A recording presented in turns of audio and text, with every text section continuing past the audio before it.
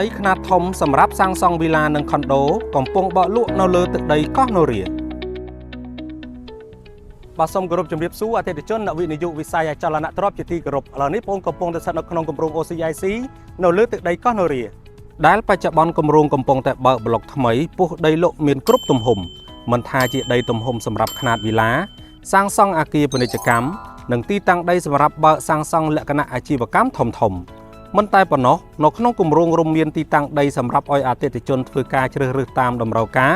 មិនថាជាដីជាប់ផ្លូវ14ម៉ែត្រនិងដីជាប់ផ្លូវ20ម៉ែត្រដែលជាផ្លូវមេតភ្ជាប់ពីទីក្រុងកោះពេជ្រមកកោះនរាដោយស្ពានបេតុងខ្សែកាបចម្ងាយ800ម៉ែត្រដើម្បីទទួលបានព័ត៌មានកាន់តែលម្អិតអំពីទីតាំងដីនិងលក្ខខណ្ឌបង់ប្រាក់សូមទំនាក់ទំនងចូលក្នុងប្រអប់ Chat Page ឬលេខទូរស័ព្ទដែលបានបង្ហាញជូនសូមអរគុណ